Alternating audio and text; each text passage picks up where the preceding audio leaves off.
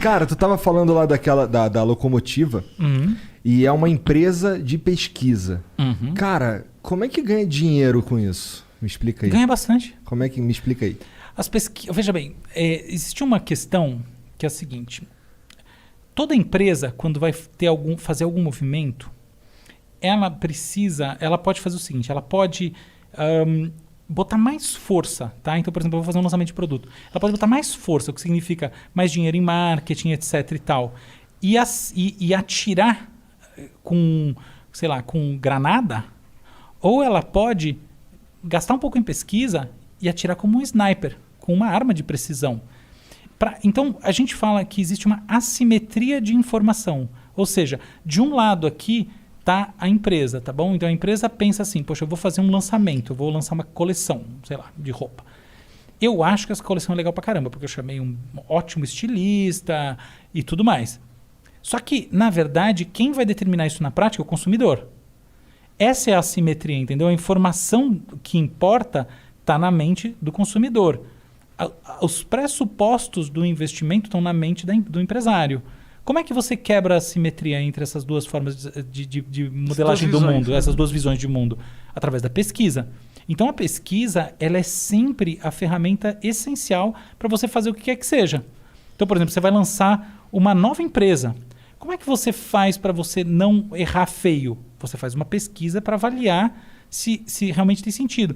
Até uma coisa interessante que na WeMind a gente é muito assim, reativo a ideias. Tu chega alguém falando, pô, eu tô com isso aqui, eu precisava inventar tal coisa assim.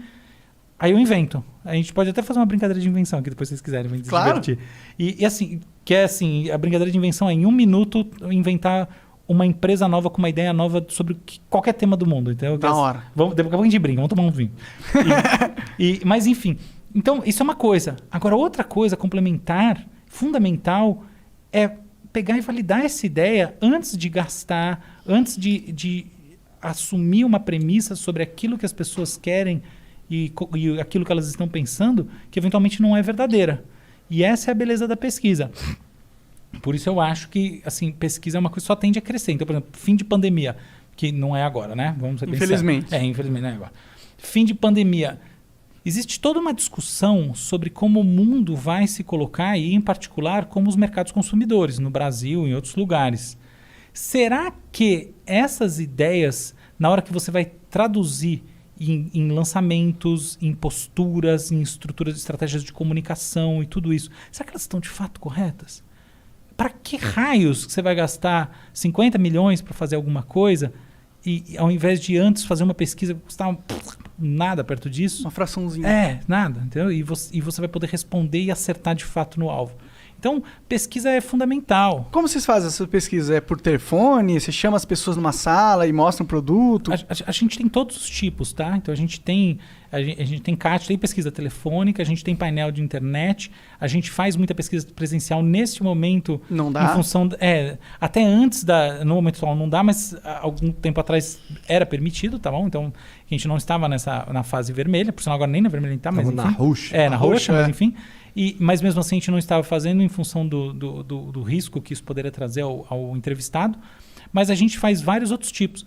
E a gente agora tem um laboratório de neurociências, de inteligência artificial, para fazer outros tipos de pesquisa que não existem muito por aí, que estão mais ligadas à capacidade de, vamos dizer assim, ler é uma palavra ruim, tá? Porque ler parece que você está fazendo uma coisa racional, mas de inferir aquilo que está acontecendo no cérebro das pessoas que, claro, estão participando como sujeitos da pesquisa, estão a fim de compartilhar isso aí com a gente, sobre suas percepções, sobre seus juízos mais profundos, sobre as suas tendências de longo prazo e etc. e tal. Então a gente tem um laboratório de neurociências, a gente tem toda uma parte, a gente tem ferramentas de neurociências, inclusive online, a gente tem eye tracker pela câmera do computador, a gente tem análise de microexpressões, a gente tem sistemas de algoritmos que captam emoções da voz e classificam as emoções que estão na voz das pessoas. Que foda! A gente tem muitas coisas assim que foram sendo criadas aí nos últimos tempos. Eu tenho lá um timezinho que lidero lá e a gente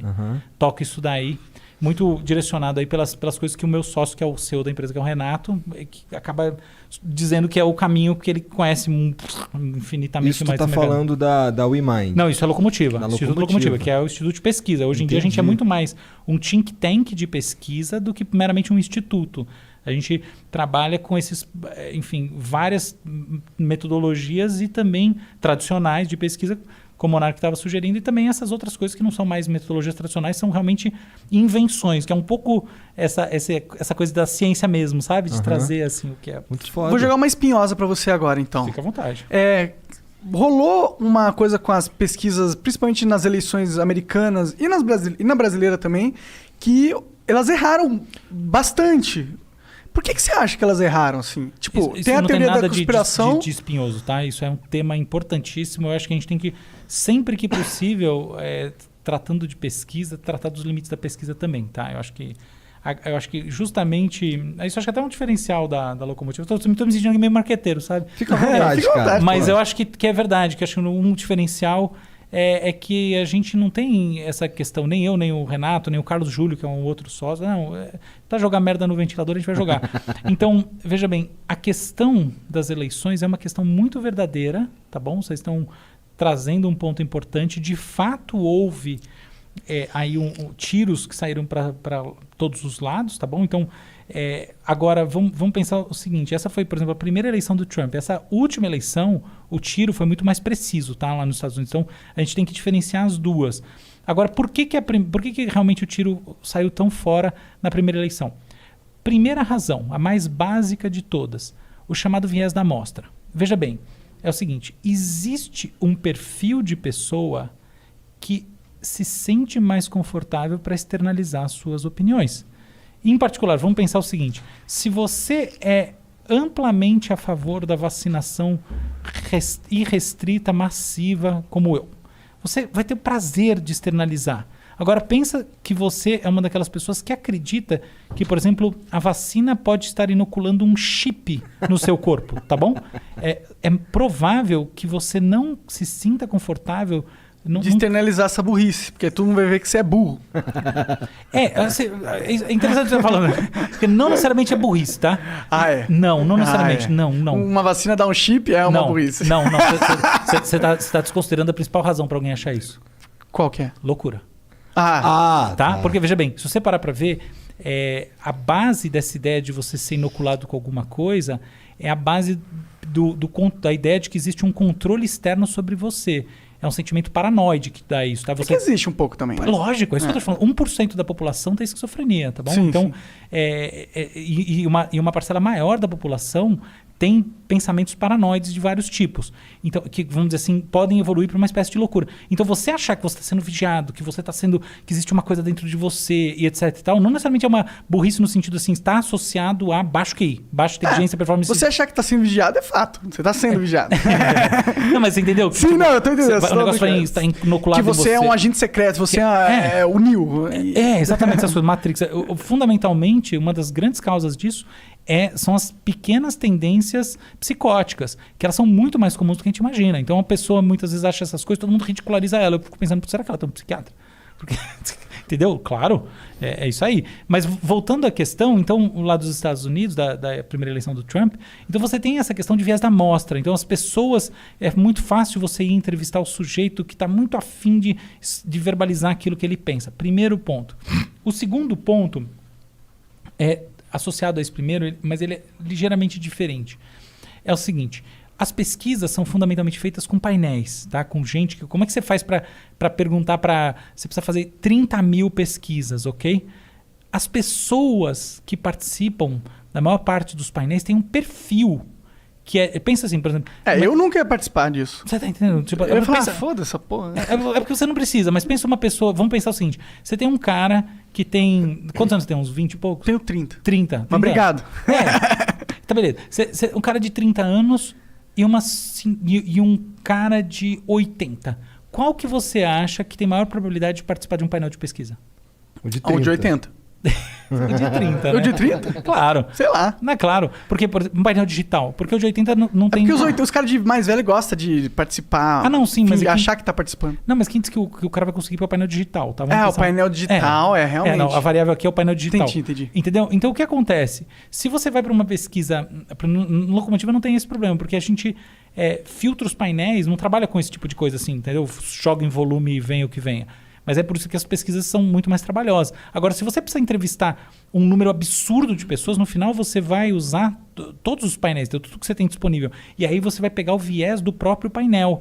Entende a questão? Então, assim, existe um perfil de quem responde pesquisa quando você precisa de pesquisa em volume. Pensa, por exemplo, agora uma coisa certamente você vai dizer nem a pau. Por exemplo, pesquisa pelo telefone. Sabe quando toca seu telefone e vem uma vozinha e diz que se você gosta do candidato, nunca que você vai responder isso. Você vai desligar 100% das vezes. Existe um perfil da pessoa que responde isso. Você está entendendo a questão? Sim. Portanto, no final das contas, se você precisa de uma amostra muito grande num tempo muito curto, você vai acabar captando um pouco desse perfil, desse viés. Aí você tem que calcular esse viés na sua pesquisa. Exatamente. Tem como calcular? Tem. O erro primário dos pesquisadores nos Estados Unidos no passado foi exatamente esse, foi não levar isso em consideração. Aí tem uma terceira coisa que é o seguinte, eventualmente... existe uma estratégia que, inclusive, a gente recriou aqui no Instituto Locomotiva de meta-análise de pesquisa. O que é isso?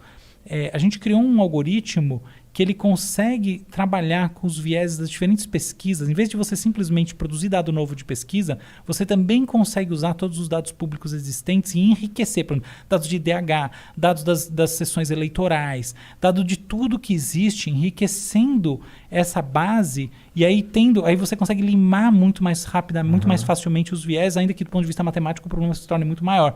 Mas você consegue daí ter Então isso, por exemplo, nos Estados Unidos, existe um instituto, na verdade uma ONG chamada 538, que basicamente é um birô de construção de pesquisas com dados dos outros. Não tinha um cara famoso que encabeçava isso? Que era um cara que acertou do Obama contra o... ele é o maior estatístico dos Estados Unidos. Eu já ouvi falar desse cara, já ouvi falar desse negócio também. Então, e o 538, basicamente, é uma metodologia, ele é baseado numa metodologia de integrar diferentes pesquisas. Então, aí tem um passo além do 538, que na verdade também é usado em muitos desses centros de inteligência fora, que é o de você enriquecer, que é isso que eu estou falando, você enriquece com dados de DH, disso, daquilo, blá, blá, blá. Então, o que a gente vem fazendo muitas vezes? O que a gente vem fazendo em pesquisas mais complexas? Trazendo dados de todos os tipos, eventualmente, inclusive, outras pesquisas, assim, dentro de, essa produção de inteligência interna, tá? E aí enriquecendo com esse tipo de dado. Então, por exemplo, no painel lá do Todos pela Vacina, que é esse que eu falei, a gente tem muito dado, por exemplo, todos os dados de todas as cidades, todos os municípios do Brasil, de todos os tipos. Então, IDH, número de leitos, número de médicos, número disso, número daquilo. Né? E com isso tudo, a gente criou um algoritmo que dá um índice de vulnerabilidade à Covid-19 no município, que é atualizado em tempo real pela taxa de vacinação naquele lugar, e além de todas essas outras coisas que estão em torno e da pesquisa em si que é feita no Brasil todo, com os agentes de saúde e tal, que é essa coisa que o Renato Lamessós toca com a... Isso é o Todos pela Vacina, isso aí faz parte? Ou é isso? Não, estou dando exemplo no Todos pela Vacina. Faz parte do todo. É outro papo, tá? Mas a gente está fazendo isso em muitas coisas. Entendi. No Todos pela Vacina, a gente está aplicando a mesma ideia. Entendi. Que é enriquecer os painéis de pesquisa com dados que são de múltiplas fontes, entendeu? A gente tem... Isso é um das spin-offs, que é Clean Data, que tem mais de, 100 fontes. Todas as fontes de dados que você imaginar, a gente tem, entendeu? E aí a gente enriquece isso e o aprendizado de máquina, né? A tal da inteligência artificial, ela vai gerar aí, através de uma inteligência preditiva, um índice da vulnerabilidade. Então, por exemplo, você vê um mapa e você clica e você vê qual que é a vulnerabilidade daquele município em tempo real. Muito foda. É legal. Muito foda mesmo. É o mesmo princípio da política, tá? Então, como é que você resolve o problema do viés da mesma maneira? Junta vários tipos de dados, você não vai resolver, tá? Mas você mitiga ele fazendo esse processamento. Pô, tu acha que... Você estava falando aí que os institutos de pesquisa lá, quando saiu aquela primeira pesquisa, que eles não levaram em consideração esses dados aí, por isso teve um erro. Não é isso? Isso é um fator. O segundo fator é o próprio perfil de painelistas, pesquisas feitas muito rapidamente. Então, e o terceiro é da natureza, do caráter intrínseco de quem gosta de responder pesquisa. Sim. Então, tudo isso daí deu um resultado que... Vamos ser conspiracionista aqui rapidinho, só para eu ver o que tu acha. Tu acha que os caras viram aquele resultado ali que tinha a ver com com que eles gostariam que fosse verdade e soltaram daquele jeito para influenciar decisões, ou isso é doideira? Olha... Porque, quando eu vejo uma pesquisa e tem um candidato lá que, que eu tô vendo que ele tá atrás, não tá legal, e talvez isso influencie a votar no que já tá ganhando, será? Não, sim, tá bom. Então, existe uma tendência das pessoas que é de evitação da frustração. Então, você não quer estar com o cavalo que tá atrás na corrida, tá? Então, de fato, uma pesquisa pode influenciar o voto, e não só o voto, mas outras tomadas de decisão. É assim que é. Uhum. E uma curiosidade, assim, eu adoro tomar decisão. Tá? Minha livre docência foi sobre processo decisório no cérebro humano, meu doutorado também, essa coisa. Vamos falar sobre isso. Vamos, adoro esse assunto. Isso é um assunto bem louco, esse é um assunto inclusive. bem legal. Porque decisão, pra mim, é assim, realmente... Tem a ver com Deus, na minha opinião, decisão. O cara não acredita em Deus. Não é isso. Não tô rindo por isso. É que eu achei a associação bem assim, sei lá, tem. Não, daqui a pouco ele te explica. Eu te explico. Tá. Eu vou adorar conhecer sua tese. Mas indo direto a esse ponto aqui, é o seguinte. A pesquisa influencia. E os Estados Unidos, ao contrário do Brasil, é um país, os Estados Unidos é um país em que você se assumir do ponto de vista ideológico, até porque é bipartidário o país, não pega tão mal. Então, por exemplo, Fox News é claramente republicana. New York Times é claramente democrata. Então, até a gente pode dizer que em alguns institutos de pesquisa... Porque tem muita pesquisa paga nos Estados Unidos, tá? Pesquisa política paga. De alguma maneira, jogaram nessa linha. Mas eu não acho que é o grande problema, tá? Então, eu não acho que foi o erro, né, na predição da vitória do Trump veio disso. O erro, para mim, ele veio desses outros fatores que eles aprenderam a filtrar melhor. Tá. Mas esses outros fatores eles não estavam presentes nas outras eleições onde eles acertaram? Então, putz, cara, mais ou menos, porque é o seguinte, mais ou menos, porque no caso do Trump, a primeira eleição, né, sempre tem que lembrar que a gente está falando da primeira eleição, há um fenômeno novo acontecendo, porque o Trump, de fato, ele é o cara que tem o discurso de que ele nega a política, entendeu? Então, ele era um outlier. Ele foi um outlier nas primárias republicanas. Então, vamos dizer assim, que é uma coisa muito mais... é um fenômeno muito mais imponderável. É um ingrediente diferente das outras eleições. Tem. O Bolsonaro também, em certo sentido, foi... Se você pensar, por exemplo, desde a primeira eleição, desde do Fernando Henrique, o Bolsonaro é um fenômeno diferente, entendeu? Então, é nesse sentido que houve algo de difícil predição. Então, o argumento mudou algo no mundo e as agências de estatística os institutos não captaram essa mudança e, portanto, não inferiram ela dentro da lógica do tratamento estatístico e das metodologias. Coisa que foi aprendida e que eu acho que agora realmente... Eu acho que foi a males que vem para o bem do ponto de vista da estatística, tá? Então, assim, hoje em dia, a qualidade das pesquisas nos Estados Unidos subiu muito e a qualidade aqui também. Então, assim, o negócio está claramente mais sério e, do ponto de vista matemático, muito mais sofisticado. E eu vejo isso no Locomotiva. Assim, o negócio é realmente pesquisa feita com, sei lá, os 100 bilhões de neurônios que a gente tem na cabeça. Tá?